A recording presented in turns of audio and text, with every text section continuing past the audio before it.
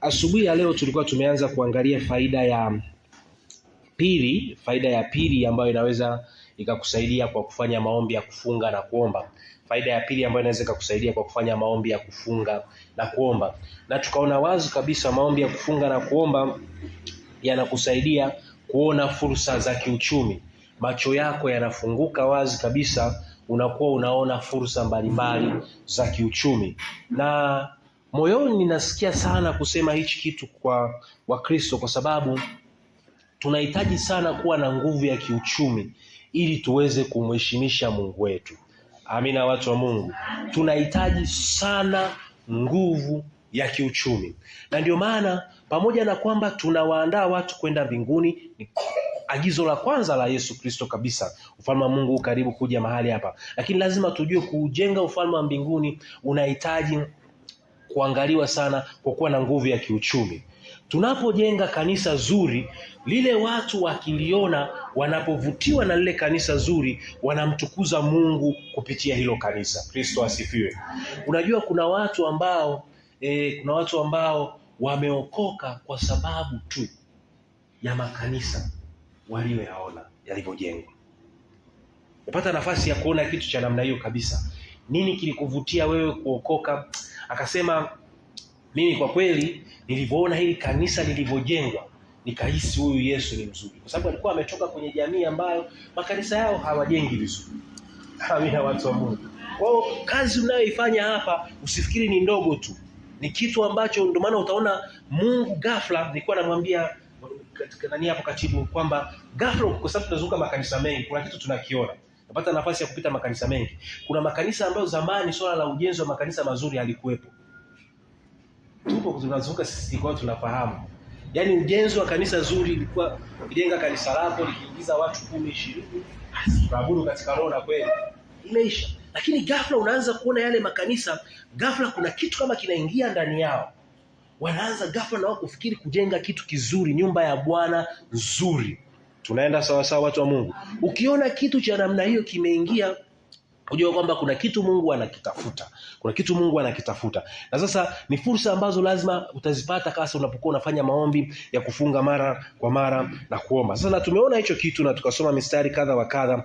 Na pale mara ya mwisho nilikuwa nakaribia kusema kitu kimoja, nikasema wazi kwamba ukitoa sadaka yako na ukawa unaomba, inakusaidia kupata maono yako kuyaona waziwazi. Maono yako yanakuwa hayana chenga. Amina, watu wa Mungu. Kuna saa watu wengine wanakuwa wanaona vitu lakini wanashindwa kuvielewa vizuri. Unapokuwa unaona vitu lakini unashindwa kuvielewa vizuri, basi unatakiwa ujue kwamba kuna mahali kuna changamoto ambayo utakuwa hujaifuata ile kanuni halisia ya kwamba kutoa sadaka na kufanya maombi. Kwa sababu Biblia iko wazi kabisa, afanyaye hivyo kwa bidii, kuna kitu Mungu atakifungua ndani ya maisha yake. Sasa kwa jioni hii ya leo nataka tuendelee hapo, lakini nataka nisome mstari mmoja ambao utatusaidia sana kwa ajili ya macho yetu. Na kumbuka lengo letu sisi tunatamani, na hichi nakiweka sana kilio katika makanisa mbalimbali ambayo napita, ni kuwa na nguvu ya kiuchumi, watu wa Mungu. Amina, watu wa Mungu.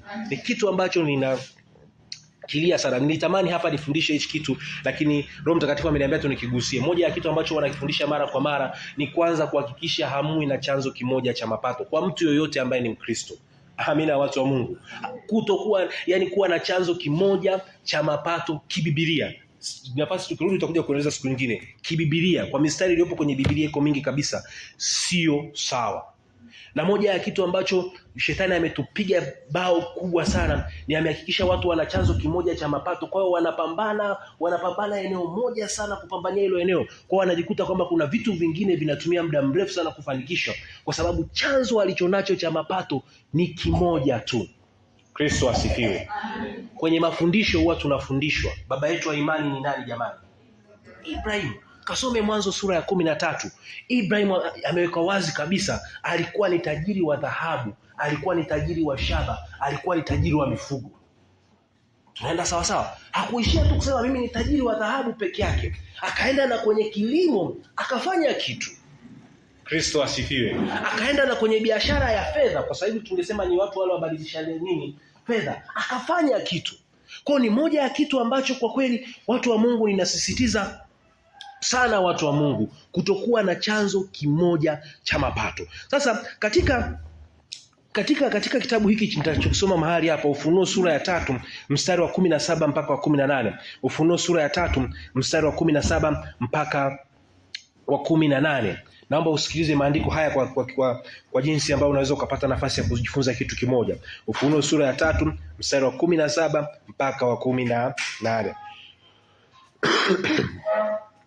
Maandiko yanasema hivi: kwa kuwa wasema, mimi ni tajiri, nimejitajirisha, wala sina haja ya kitu, nawe hujui ya kuwa wewe mnyonge na mwenye mashaka na maskini na kipofu na uchi.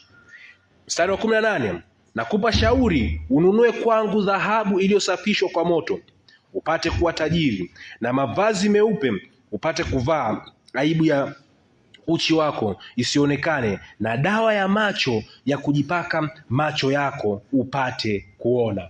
Kristo asifiwe, watu wa Mungu. Huu mstari una vitu ukisoma, ilikuwa ni kanisa ambalo wanajaribu kuongea nao katika kanisa lililoko Laodikia, kwamba lile kanisa lilikuwa na watu ambao wanajidai.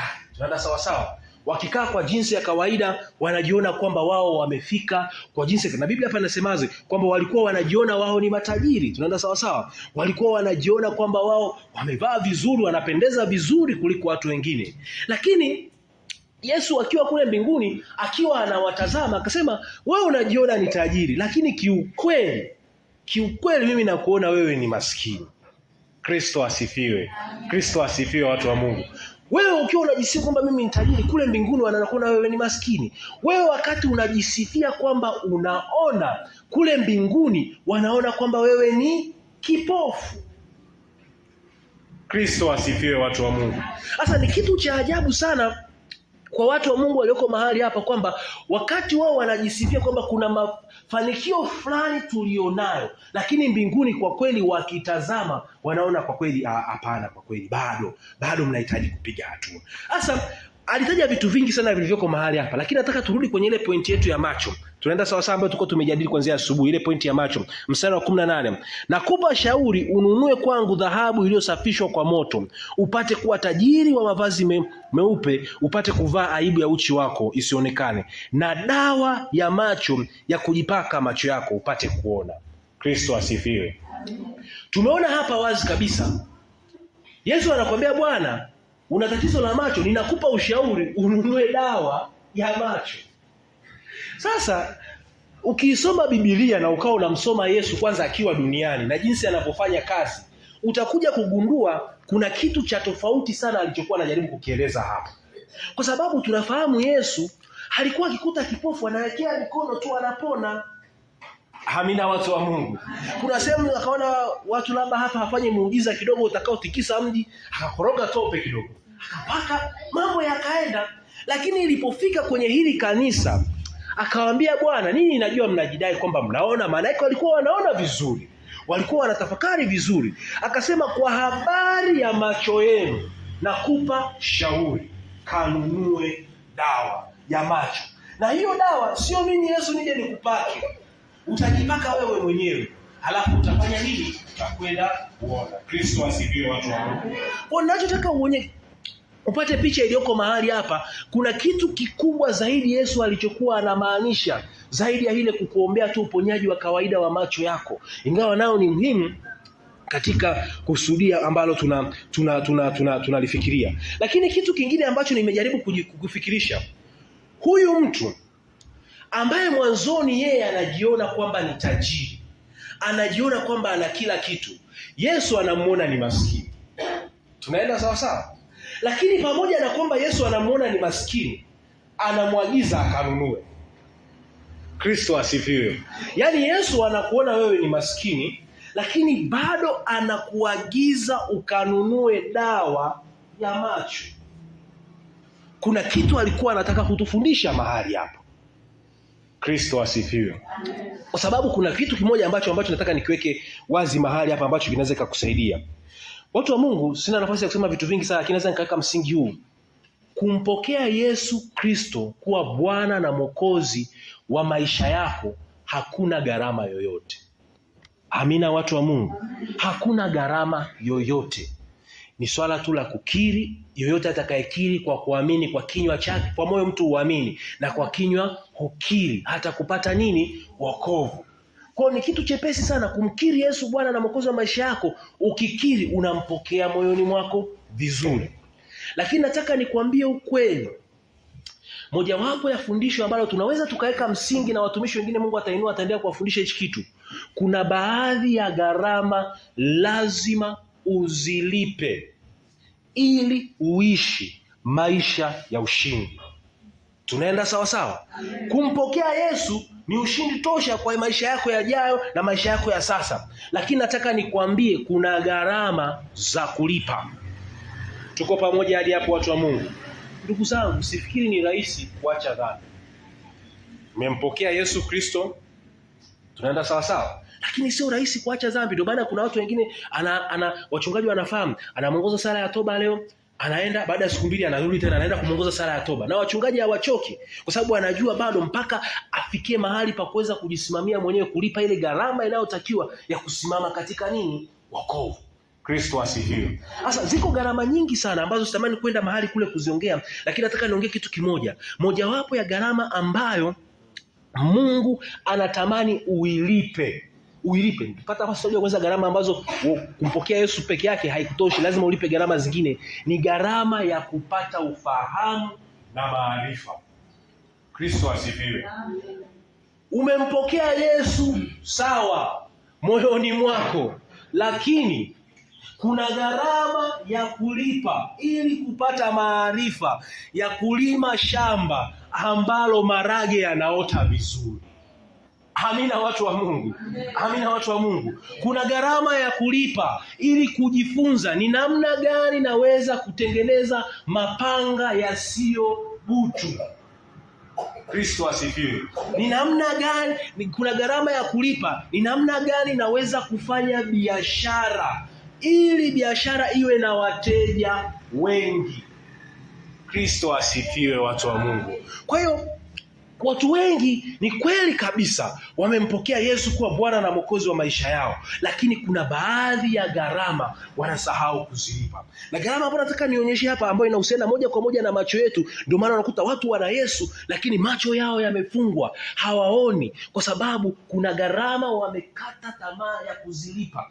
Sasa Yesu anaposema hapa, nenda kanunue dawa upate kuona, maana yake anachokwambia kuna gharama unatakiwa uende ukajifunze ili upate kuona, upate kupata maarifa. Kristo asifiwe. Ukienda kwenye vyuo au ukienda kwenye taasisi mbalimbali, utakutana na kitu kimoja kilichoko mahali hapa. Kuna muda unaweza ukawafundisha wanafunzi, lakini ukasema kwenye hiki chuo chetu kuna hii mashine haipo. Amina, watu wa Mungu.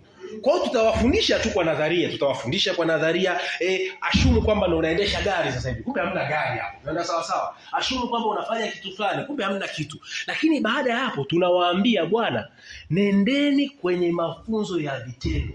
Na ukienda kule kwenye mafunzo ya vitendo, angalia, anakuambia kabisa, mtoto walimu anakueleza hapa hasa kama ni hizi kozi za kiufundi. Ukienda mahali na kwenda kwenye mafunzo ya vitendo, angalia hivi vifaa. Anakutajia kifaa cha kwanza, kifaa cha pili, kifaa cha tatu, kifaa cha nne. Lengo ni nini? Ni kwamba unapoenda kule macho yako yawe focus kwenye vile vitu ambavyo huku chuoni haukufundishwa. Kristo asifiwe, watu wa Mungu. Kitu gani nataka nikionyeshe mahali hapa? Najaribu utafsiri huu mstari kwa nguvu sana upate kuelewa anaposema nunua dawa upate kupaka macho yako. Anachomaanisha kuna gharama ambayo unatakiwa uingie ili iweze kuongeza ufahamu na maarifa katika maisha yako. Kuna gharama ambazo lazima uingie kama mtu wa Mungu ili uweze kuongezeka. Na moja hapo nimekueleza ni kitu cha namna hiyo. Hebu tusome kitabu cha Mithali 23:23. Mithali 23:23. Ni mstari ambao tumekuwa tukiusikia mara kwa mara. Mithali 23:23. Mithali 23:23. Mithali 23:23. Mithali 23:23. 23. Ni mstari mzuri sana na tujaribu kutafakari kwa kina. Mithali 23:23 maandiko yanasema hivi: inunue kweli wala usiiuze, naam hekima na mafundisho na ufahamu. Kristo asifiwe. Tunaona wazi kabisa huyu ni Sulemani anaandika katika nyaraka zake za Mithali, anaandika wazi bwana, inapofika kwenye swala la kupata kweli unatakiwa ulipe gharama ya kuinunua. Tunaenda sawa sawa watu wa Mungu, lazima ulipe gharama ya kuinunua, na tena anasisitiza usiiuze. Kristo asifiwe watu wa Mungu. Maana yake anakuambia kabisa unatakiwa ununue kweli, na katika hiyo kweli ameandika vitu ambavyo vilivyopo katika hiyo kweli, ya kwamba ya kwanza ni hekima, ya pili ni mafundisho, na ya tatu ni ufahamu.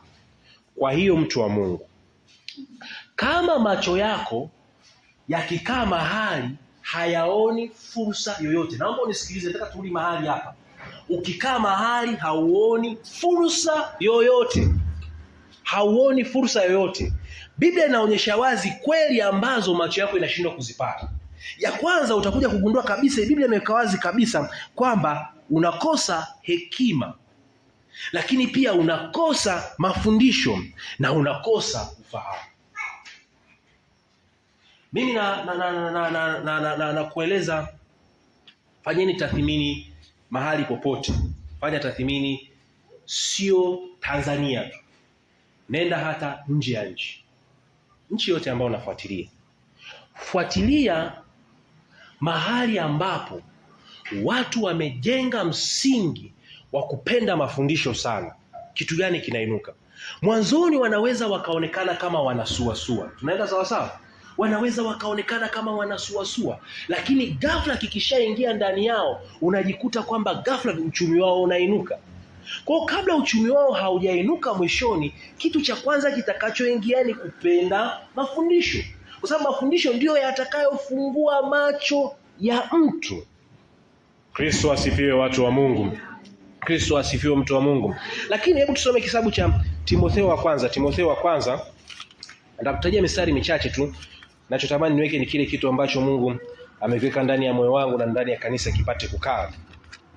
Timotheo wa kwanza sura ya 4 mstari wa 13. Timotheo wa kwanza sura ya 4 mstari wa 13.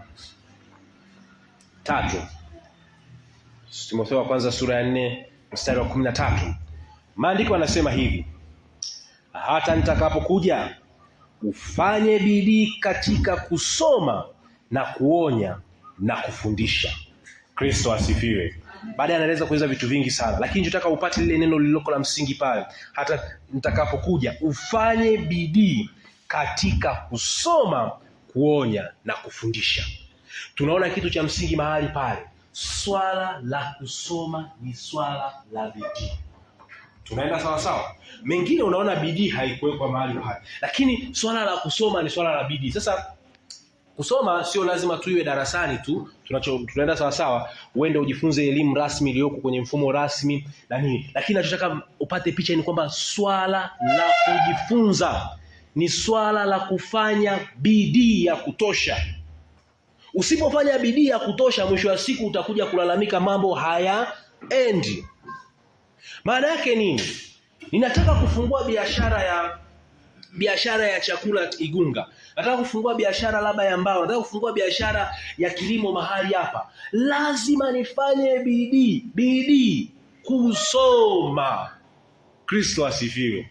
Nifanye bidii kusoma. Sasa kusoma usiichukulia ile kwa jumla kwamba lazima nikae darasani tu. Amina, nimeshasema hicho kitu.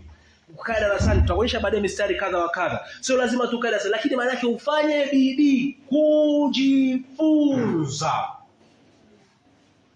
Kristo asifiwe.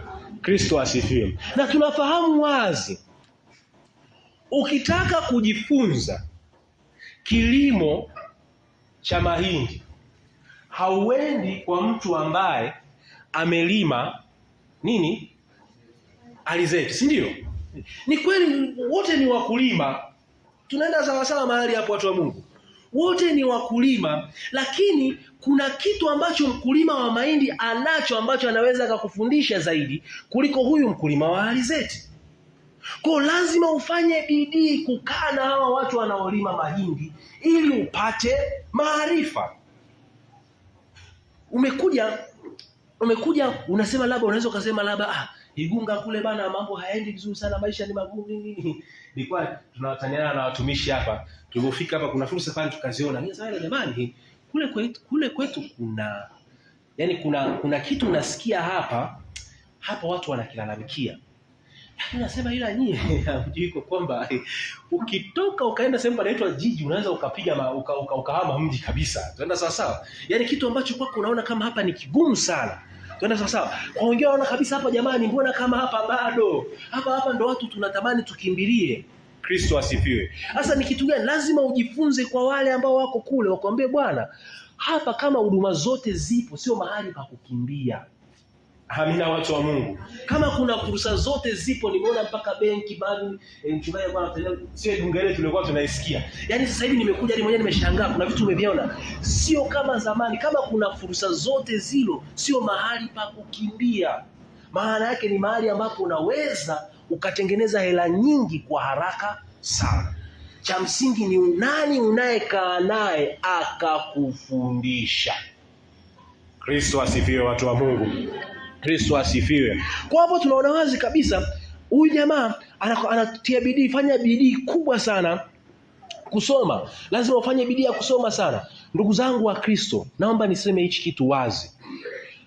Pamoja na kwamba tuna semina mbalimbali za neno la Mungu kanisani. Kitu kizuri kuattend. Amina watu wa Mungu. Lakini saa zingine yanapotokea makongamano labda serikali imeandaa huko makongamano sijui ya wajasiriamali, makongamano sijui ya nini, usiache kuhudhuria. Kristo asifiwe. Kwa sababu Biblia inasema fanya bidii kusoma. Amina watu wa Mungu. Fanya bidii kusoma. Usishite kusema mimi ninahudhuriaga mwaka mzima semina tu za kanisani. Lakini swali linakuja, ni makongamano mangapi juu ya kilimo ambayo yamekuja Igunga umewahi kushiriki? Ni makongamano mangapi juu ya ambayo yako mahali hapa ambao unakuta labda kuna vyama, huwa nashangaa sana unakuta mahali pengine kuna vyama kadha wa kadha ambavyo viko mahali hapa ambavyo vinatoa mikopo nafuu, vinatoa vitu kadha wa kadha. Vingapi makongamano yao umepata nafasi ya kushiriki? Kwa sababu unaposhiriki ndipo macho yako yanapofanyaje watu wa Mungu yanafunguka. Unaanza kugundua kumbe kuna hii fursa. Kristo asifiwe watu wa Mungu. Unapataje fursa? Kwa kushiriki. Lazima ulipe gharama. Na gharama iliyopo saa zingine ni gharama tu ya muda wako. Amina watu wa Mungu. Ni gharama tu ya muda wako. Ukienda mahali pale unajifunza na unapata vitu mbalimbali. Kuna semina mbalimbali ambazo zinaitishwa Igunga. Shiriki. Na niwaambie watu wengine, kuna watu ambao wanalipa gharama. Kuna watu nishaye kusikia kuna watu ambao wanachukuliwa wanapelekwa Israeli nafikiri, si ndio? Kujifunza kilimo cha Israeli. Hapa mvua zinanyesha nyingi.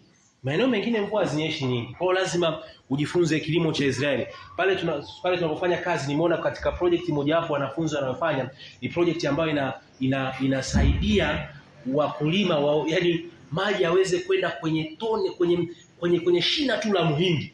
Yasiende maeneo mengi kabisa. Ukiuliza hiyo project imetolea wapi? Waambie tunaenda kwa Waisraeli tukajifunza, tukaona kwamba wao kumwagiliwa kwa mvua nyingi ni changamoto na maji kule ni changamoto pia. Kwa wamejifunzia kitu cha namna hiyo. Kwa unalipa gharama. Unaweza ukashangaa wao kwa nini wakilima wanapata mazao makubwa?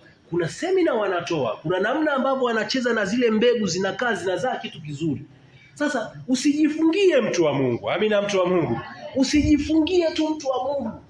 Toka lipa gharama uende kwenye semina na makongamano ya kiuchumi. Sema amina mtu wa Mungu.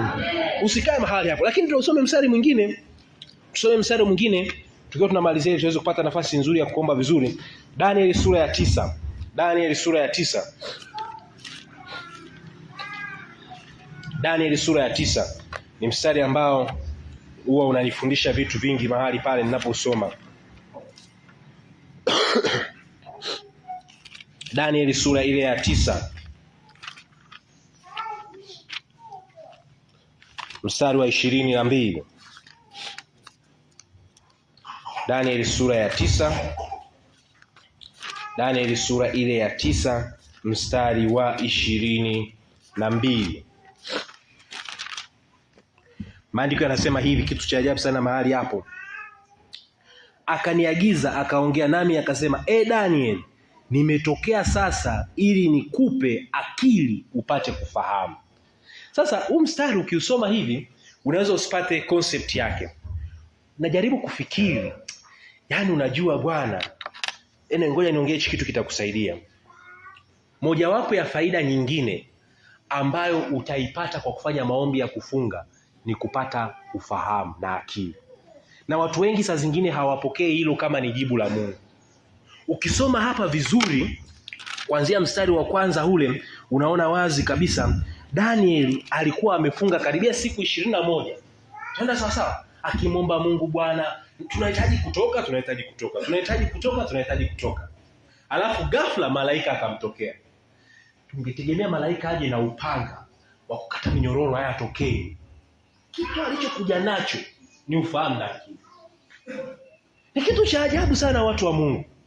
Yaani katika majibu yote ambayo malaika ameleta ni ufahamu na akili.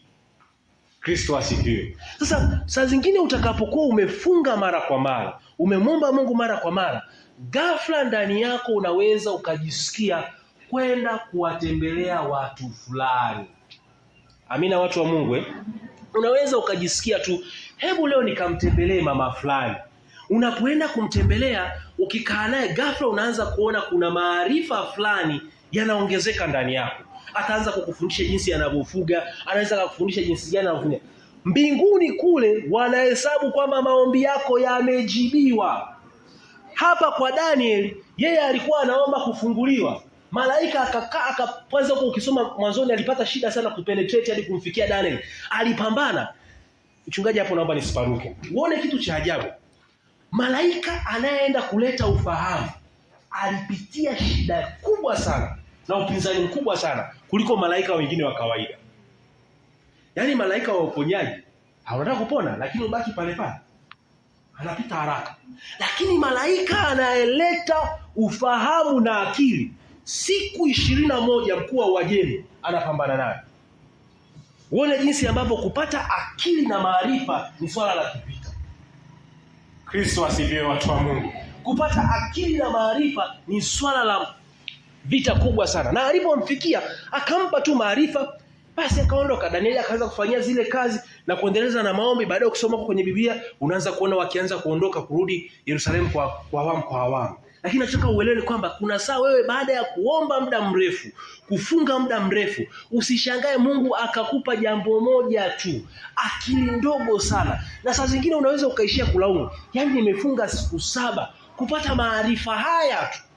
Na nataka nikwambie kuna mtu alifunga siku 21 kuja kupewa maarifa machache tu. Na malaika wa nchi nzima, wale malaika wa Uajemi, wakuu wa giza wa nchi nzima, walikuwa wanapambana huyo malaika asimfikie Daniel. Wako tayari malaika wa uponyaji wapite. Wako tayari malaika wa kila namna wapite, lakini sio wa ufahamu. Kristo asifiwe watu wa Mungu. Kwa ni kitu ambacho lazima ukitegemee.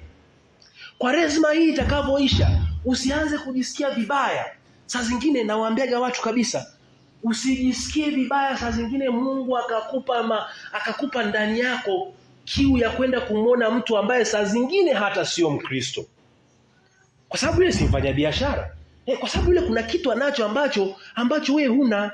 Nenda sawa sawa. Ana maarifa ambayo hayo maarifa ukiyafanya unaweza ukashangaa na wewe unatoboa. Kristo asifiwe. Kwa unaweza baada ya mfungo ukasikia, ngoja nikamwone muuza duka fulani, sio Mkristo, lakini unaona biashara yake inaenda. Ukaenda mahali pale, ukaona jinsi alivyo na nidhamu kwenye muda wa Mungu wake. Ukasema, hivi hii nidhamu na mimi nikileta kwa Mungu wangu sijatoboa? Umetoboa. Utaona jinsi alivyo na nidhamu kwenye fungu la 10.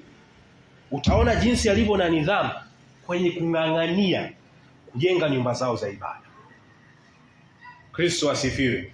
Ukachukua yale maarifa, kwa sababu kuna kitu wamekopi mahali na wamekuwa serious nacho. Yale maarifa ukayapata vizuri, ukayaweka katika package vizuri. Ukasema na mimi nataka nifanye bidii. Sadaka ya ujenzi lazima nipambane nayo, ifanye kazi. Nifanye kazi ya kutenga muda wa ibada wa kutosha kwa ajili ya biashara yangu. Na kitu kadha wa kadha, uwe na uhakika baada ya muda utapata maarifa. Kristo asifiwe, watu wa Mungu. Kitu kingine ambacho nataka nimalizie mahali hapo ambapo naenda kwenye swala la maarifa. Wakati unamwomba Mungu sasa akufungue macho yako, amina watu wa Mungu, moja ya kitu ambacho unatakiwa ufahamu, muombe Mungu akupe uwezo wa kubeba majibu yanayokuja. Tunaweza tukamwomba Mungu fungua macho yetu, alafu ghafla akakuonyesha kwamba wewe ni manager wa bustani. Mbona hata sijawahi kujifunza kulima. Wewe ni manager wa kiwanda. Ndugu zangu, lazima uwe na uwezo wa kubeba kile kitu Mungu anachokupa. Hebu tusome hili neno la mwisho. Neno la mwisho ndani yangu nasikia sana tusome hili neno ya Yeremia. Ni neno ambalo tumekuwa tukilisikia mara kwa mara. Yeremia 33 mstari wa 3. Yeremia 33 mstari wa 3. Yeremia 33 mstari wa 3. Maandiko yanasema hivi: niite nami nitakuitikia, nami nitakuonyesha mambo makubwa magumu usiyoyajua. Kristo asifiwe. Huu mstari ni wa ajabu. Yaani unamuita Mungu, kwanza anakuitikia. Alafu cheki kitu anachoenda nacho kudili nacho moja kwa moja. Ni kitu kinachohusu macho yako. Atakuonyesha mambo makubwa, lakini hayo mambo makubwa ni magumu. Yeremia 33 mstari wa 3. Amina watu wa Mungu. Hayo mambo ni magumu. Tunaenda sawa sawa? Mtu ambaye nimesema mara ya kwanza, mtu ambaye wewe maisha yako yote umezoea kuwa na kazi moja. Mungu akija akaanza kukuonyesha ratiba yake kwenye maisha yako, akikuonyesha kwamba pamoja na kwamba una kazi hii, kuna kazi nyingine unatakiwa uifanye. Kwako linaweza likawa ni jaribu kubwa sana. Likawa ni jaribu kubwa sana kusema hili kitu ni kitu kigumu sana. Haiwezekani, sina muda wa kufanya hichi kitu. Sina ratiba ya kufanya hichi kitu. Na watu wengi maono mengi na Biblia kwa kabisa, ukikataa yale maono ambayo Mungu anakupa, anayaacha. Hujawahi kuona watu wanalalamika kwamba haya mawazo nilikuwa nayo Bwana, nilikuwa nayo, lakini ghafla nashangaa mama fulani ameanza kuyatekeleza. Kwa nini? Yalikuja kwake. Yeye akaona ni ya kawaida tu. Akasema mimi unajua niko busy, nina shughuli zingine na changamoto zingine. Okay. Mungu akachukua kapelekea mtu mwingine. Yule mtu mwingine hakuwa na kusita moyoni mwake, akaanza kutekeleza. Mungu anakusisitiza ndani ya moyo wako, fungua biashara ya hali wewe hapa Igunga. Fungua biashara ya kitu fulani mahali hapa. Usiwe mtu wa kusita ukasema sina mtaji. Amina watu wa Mungu. Sina mtaji. Ni kweli unaweza kuwa huna mtaji, lakini nataka nikwambie ndio maana amekuja kukuonyesha hilo wazo ni kubwa, lakini pia na nini?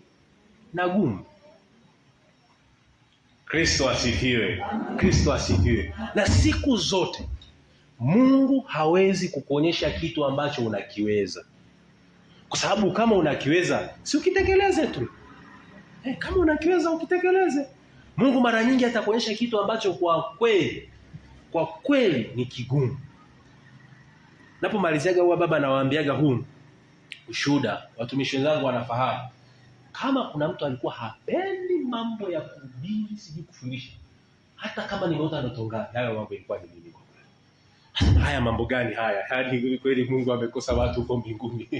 Lakini nilikuwa na kataa kabisa. Of course, kwa sababu pia kulikuwa na changamoto. Kwanza sipendi kukaa mbele za watu. Tuliofanya kazi wanafahamu, sipendi sana kukaa mbele za watu. Mbele za watu, kukaa mbele za watu muda mrefu. Hapana, napenda kufanya kwa sababu nimefanya engineering, okay? Kwa engineering muda mwingi uko kwenye mitambo. Nifanya engineering ya umeme. Wewe ni mitambo tu. Napambana na mitambo, mambo yanawaka, TANESCO pale umeme umewaka huku kumewaka, basi. Lakini kila saa ukilala unajikuta unaota unaongea na watu. Nasema hii ndoto imekosea. Hii ndoto imekosea mahali panapokuja. Sasa kitu kimoja ambacho nimejifunza, sijajua kwenye utumishi Mungu huwa ni mvumilivu sana. Ila kwenye biashara sio mvumilivu. Yaani akikuonyesha biashara ukikataa anapelekea mtu mwingine. ila kwenye utumishi anakomaa na wewe tu, hakuachi. Yani hakuachi. Unajua kuna mtumishi mmoja huwa anaongeaga, Mungu alikuwa na watumishi wengi, lakini kwa nini alikomaa na Yona peke yake? Yani mwanzo mwisho anakomaa naye tu, anamfuata huko anakomaa naye. Hicho ndio kitu nilichojifunza. Kuna watu wengi wamepoteza biashara zao. Mungu aliwaonyesha, alipokataa basi akaenda katafuta mtu mwingine. Lakini inapofika kwenye utumishi, Mungu atakuja mara ya pili. Usipoelewa, anaanza kuvuruga vile vitu vyako vya pembeni. Ataanza kupiga kazi zako ambazo au sasa hizi kazi ndio zinakusumbua, anazivuruga. Anapiga kazi zinaenda chini, anapiga hivi zinaenda chini. Sasa kila kitu kinaenda vibaya. Mwisho wa siku unaenda mahali fulani, sema hivi, imekwaje? Niambia mtumishi, kazi iliyobaki hapa ambayo tunaweza kukupa ni kufundisha. Unasema mambo gani haya tena, amerudi huko. Tunaenda sawa sawa. Na ndicho ambacho Mungu amekupa. Lakini nataka nikueleze ni nini? Mungu siku zote huwa atakupa kitu ambacho ni kikubwa na kigumu ambacho ukiwezi. Kristo asifiwe, watu wa Mungu. Usikikatae. Nimekupa mfano halisi. Kwenye utumishi Mungu ni mvumilivu sana. Kwa sababu yeye mwenyewe anasema mavuno ni mengi, ila watendakazi ni wachache. Kwa hiyo inabidi aendelee kuvumilia kwa kweli. Kwa sababu wanaokubali kazi ya kumtumikia Mungu ni wachache. Wengi wanakimbia. Lakini kwenye biashara, wewe Mungu hakusubiri. Yaani akikupa wazo ukichelewa, anampa mtu mwingine. Akikupa sijui wazo la kufanya kitu kingine ukichelewa, akikupa wazo la kupika chapati hapa, uzia mji, umechelewa, anapewa mtu mwingine. Kristo asifiwe. Kwa hiyo ukiona wazo la kiuchumi limekuja, usichelewe kulitekeleza. Amina, watu wa Mungu. Ila la utumishi, hilo muone baba mchungaji anakusaidia. Ila usilikatae kwa kweli. Na kueleza ukweli, kama Mungu kuna mtu amekuita kwenda kusomea uchungaji, sijajua kwa sasa hivi kama kuna kitu ambacho unakiona. Nimeona kazi kubwa sana. Sio kwamba watu hawana. Watu wanasoma wanafika mpaka masters, PhD. Mungu wala hana haraka. Nenda chuo cha Biblia. Sasa na elimu tayari kubwa. Chuo cha Biblia kufanya nini tena? Mungu hana haraka. Ikifika kwenye utumishi atakubali. Ila mengine uwe unajua kabisa Mungu akuvumilia. Kristo asifiwe, watu wa Mungu. Watumishi wa Mungu tunao mambo mengi sana ya kusema kama tulivyokwisha kusema. Lakini ndani yangu natamani hii kiu ikae ndani yako. Omba sana Mungu macho yako yaweze kuona fursa. Tanzania hii tuna fursa mbalimbali nyingi sana. Tuna vitu mbalimbali, vivutio mbalimbali, tuna maeneo mazuri, tuna ardhi nzuri. Saa zingine si vibaya. Saa zingine huwa kuna mahali wanawaambia vijana wa makanisa mbalimbali, si vibaya kufanya tour. Nenda sawa sawa. Unaweza ukahisi kwamba labda mmeendelea, toka uende mahali pengine ili ugundue mazao yangu ninayolima ninaweza kwenda kupeleka soko wapi. Kristo asifiwe. Mnaweza mkatoka saa zingine mahali fani. Nilikuwa naambia ukitaka kujua kwamba Tanzania ikoje, toka nenda kwenye jiji la Dar es Salaam. Hata kufika tu pale kuna kitu akili yako itafunguka. Kuna kitu tu akili yako itafunguka na utaanza kugundua, hivi yale mazao yangu nikiweza yafikisha hapa, kitu gani kitatokea? Wakati fulani nikiwa mkoa fulani nikawa nawaambia, ninyi vijana kuna siku nitawapa trip moja. Nikawachukua ni vijana ambao wana miaka 25, 26, lakini unawaangalia jinsi wanavyofanya kazi. Siku moja tukapambana, nikasema hebu twendeni Arusha. Amina, watu wa Mungu. Twendeni Arusha. Alafu nikakuonyeshe vijana ambao saa 11 wanafanya nini. Amina, watu wa Mungu. Kwa sababu utashangaa wewe wakati unasubiri mpaka saa 1, saa 2 uamke, unakuta kule watu tayari wameshaamka, wanapambana. Hasa kile hakihitaji maombi, ile kwa kuona tu kwamba mimi nimekuwa wa mwisho leo kwenye hii nyumba kuamka, inakufungua akili. Tunaenda sawa sawa, inakufungua akili. Unaenda mahali pengine unashangaa duka saa 1 ukitafuta limefungwa. Ukienda mkoa mwingine ukaja ukagundua, hivi mimi mbona tu ndo nafunga mapema? Akili yako inafunguka. Kuna kitu kinafunguka, na kinapofunguka kuna kitu kinaanza kuongezeka. Kristo asifiwe. Naomba unipigie Yesu makofi sasa. Basi tutaingia kwenye awamu nyingine kwa ajili ya maombi na kwa ajili ya vitu mbalimbali ambavyo tunatamani Mungu aweze kutusaidia. Tunaweza tukasimama wakati tukikaribisha mtumishi wa Mungu kwa ajili ya kuongoza katika maombi kama kazi.